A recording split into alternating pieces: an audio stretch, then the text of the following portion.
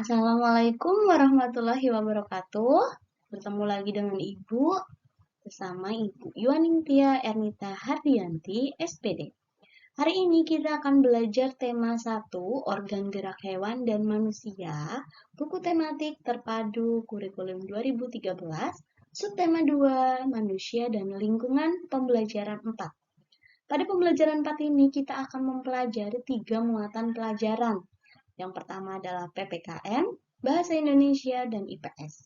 Pada pembelajaran PPKN, kita akan belajar mengidentifikasi nilai-nilai Pancasila dalam kehidupan sehari-hari, menyajikan hasil identifikasi nilai-nilai Pancasila dalam kehidupan sehari-hari. Tidak lupa kita juga belajar pada KD 1.1, yaitu bersyukur kepada Tuhan Yang Maha Esa atas nilai-nilai Pancasila dalam kehidupan sehari-hari. Lalu, 2.1 bersikap tanggung jawab, cinta tanah air, dan rela berkorban sesuai nilai-nilai Pancasila. Kedua, kita akan belajar bahasa Indonesia. Dalam pembelajaran bahasa Indonesia ini, kita akan belajar menentukan pokok pikiran dalam teks lisan dan tulis, menyajikan hasil identifikasi pokok pikiran dalam teks tulis dan lisan secara lisan, tulis, dan visual. Pada muatan pelajaran IPS, kita akan belajar mengidentifikasi karakteristik geografis Indonesia sebagai negara kepulauan atau maritim dan agraris serta pengaruhnya terhadap kehidupan ekonomi, sosial, budaya, komunikasi, serta transportasi. Dan menyajikan hasil identifikasi karakteristik geografis Indonesia sebagai negara kepulauan atau maritim dan agraris serta pengaruhnya terhadap kehidupan ekonomi, sosial, budaya, komunikasi, serta transportasi. Tujuan pembelajaran.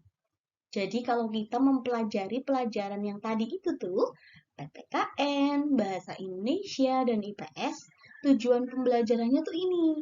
Dengan mengamati gambar, siswa dapat mengidentifikasi kenampakan alam buatan dan kenampakan alam dengan percaya diri. 2. Dengan mengamati gambar pada peta, siswa dapat menyebutkan kondisi geografis masing-masing pulau besar di Indonesia dengan percaya diri. 3. Dengan mengamati peta, siswa dapat memahami kondisi iklim di Indonesia dengan peduli. 4. Dengan membaca, siswa mengidentifikasi keragaman flora dan fauna di Indonesia dengan tanggung jawab. 5. Dengan mengamati gambar, siswa dapat mengidentifikasi perilaku yang sesuai dan tidak sesuai dengan nilai-nilai Pancasila dengan peduli. 6. Dengan membaca, siswa dapat menemukan ide pokok bacaan dengan tanggung jawab. Kita masuk ke pembelajaran. Pembelajaran 4. Di sini ada sebuah denah kandang kelinci. Kandang kelinci ini milik siapa ya? Kita baca dulu, baru kita akan tahu. Tata letak bangunan sanitasi, jalan, dan pembuangan limbah kandang kelinci milik Pak Rudi sangat rapi. Dengan demikian, setiap pengunjung yang datang akan merasa nyaman. Sebelum membangun kandang kelinci, Pak Rudi telah mempersiapkan segala sesuatunya dengan membuat denah. Tahukah kamu apa itu denah? Denah merupakan gambaran tentang tata letak dalam suatu ruangan atau tempat. Gambaran yang lebih luas dibandingkan dengan denah adalah peta. Peta merupakan gambaran dengan menggunakan skala tertentu mengenai suatu daerah. Anak-anak, kalau kalian sedang membaca kemudian ada hal penting, kalian bisa beri warna yang berbeda untuk mengetahui atau untuk menempatkan bahwa yang kalian baca ini penting loh, jadi kalian harus hafal. Pada pembelajaran sebelumnya, kamu sudah mengetahui luas dan letak wilayah negara Indonesia dengan menggunakan peta. Dengan peta, kita juga bisa mengetahui kondisi geografis negara Indonesia. Apakah kamu ingat? Kamu pernah belajar tentang peta? Di sini sudah dijelaskan kalau kemarin kalian sudah membaca kondisi geografis Indonesia. Sekarang, ayo mengamati. Amatilah peta pada pembelajaran sebelumnya. Tuliskan kondisi geografis wilayah Indonesia, khususnya kondisi geografis pulau-pulau besar di Indonesia. Di sini ada Pulau Jawa. Yang pertama adalah Pulau Jawa, ada Pulau Sumatera.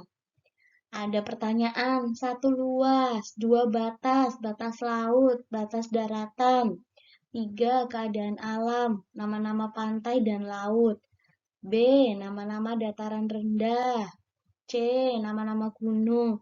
Nanti kalian bisa lihat dan isi ini di buku tulis kalian masing-masing. Berdasarkan apa? Berdasarkan apa coba? Kondisi geografis yang pernah kalian baca pada pembelajaran sebelumnya. Jadi kalian buka halaman sebelumnya ya. Selain kondisi geografis Pulau Jawa, Sumatera, ada lagi. Ada Pulau Kalimantan. Pulau tempat kita tinggal ini namanya Pulau Kalimantan.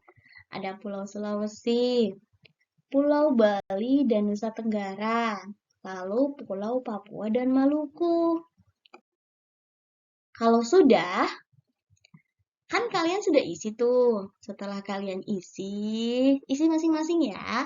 Kemudian kalian diskusi.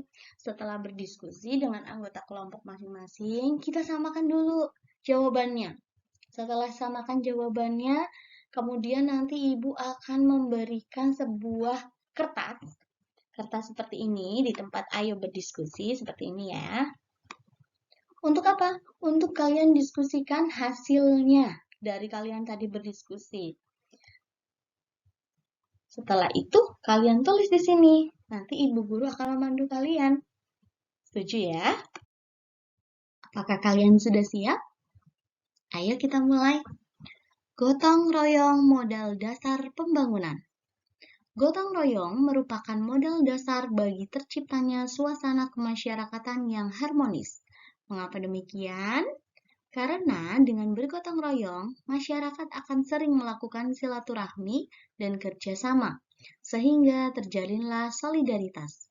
Seiring dengan munculnya rasa solidaritas, inilah akan muncul juga rasa empati dan simpati di antara masyarakat yang akan mempererat dan memperkuat hubungan masyarakat. Tidak ada perbedaan dalam prinsip gotong royong. Gotong royong adalah kerja bersama, memeras keringat secara bersama, dan perjuangan saling bantu-membantu secara bersama. Gotong royong dilakukan demi mencapai tujuan bersama, tidak memperdulikan agama, suku, ataupun golongan. Prinsip-prinsip gotong royong sangat bermanfaat bagi pelaksanaan pembangunan nasional, karena semua masyarakat merasa saling memiliki. Masyarakat juga merasa mempunyai tujuan yang sama, yakni terwujudnya kehidupan yang sejahtera. Dengan bergotong royong, segala program pembangunan yang dicanangkan oleh pemerintah akan dapat dilaksanakan dengan baik, tanpa adanya gangguan yang disebabkan oleh ketidakharmonisan masyarakat. Setelah tadi kita membaca bersama, kita bisa mengerjakan atau berlatih mengerjakan mencari ide pokok masing-masing setiap paragraf teks gotong royong modal dasar pembangunan. Ini adalah soal individu ya, jadi kalian tolong kerjakan sendiri di buku tulis kalian. Contohnya, di paragraf pertama, ide pokoknya itu apa? Ide pokoknya adalah gotong royong merupakan modal dasar bagi terciptanya suasana kemasyarakatan yang harmonis. Nah, ini. Jadi kalian tulis sampai itu. Paragraf 2-nya ini adalah tugas kalian. Silakan kalian tulis di sini. Paragraf 3-nya silakan kalian tulis di sini, ya. Ibu akan memberikan tugasnya berdasarkan nomor absen aja. Jadi, untuk tugas paragraf nomor paragraf 2 akan dikerjakan oleh siswa yang bernomor absen 1 sampai 13. Paragraf 3 dikerjakan oleh siswa dengan nomor absen 14 sampai 20. 20 berapa? 26. Ya, jadi setiap nomor absen mempunyai tugasnya masing-masing. Nomor 1 sampai 13 mengerjakan paragraf 2. Nomor absen 14 sampai 26 dikerjakan paragraf 3. Paham ya? Pada kegiatan Ayo Menulis, berdasarkan ide pokok berikut, kembangkanlah menjadi sebuah paragraf. Ini adalah tugas kalian masing-masing. Jadi dari sebuah ide pokok ini, musyawarah mufakat adalah nilai luhur bangsa yang harus terus diterapkan dalam kehidupan sehari-hari. Ini tugasnya adalah kalian membuat sebuah paragraf. Satu paragraf itu berisi beberapa kalimat. Jadi kalimatnya bukan hanya satu ya. Ibu tentukan paragrafnya ini terdiri dari minimal 5 kalimat. Jadi paling sedikit itu 5. Boleh 6, 7, 8, 9, 10. Kalian bisa tulis jawaban kalian di buku tulis bahasa Indonesia. Kalian paham? Baiklah anak-anak, terima kasih sudah menyaksikan video singkat dari Ibu. Sampai bertemu pada pembelajaran selanjutnya. Silahkan lanjutkan tugasnya. Silahkan bekerja sama dengan teman kelompoknya. Apabila kalian ada yang tidak jelas, silahkan kalian ulangi lagi videonya. Namanya kita belajar, kita itu mengulang. Supaya apa yang kita pelajari hari ini bermanfaat, jangan lupa kita akhiri dengan berdoa. Anak-anak, semangat belajar ya, karena kita sama-sama belajar. Terima kasih. Wassalamualaikum warahmatullahi wabarakatuh.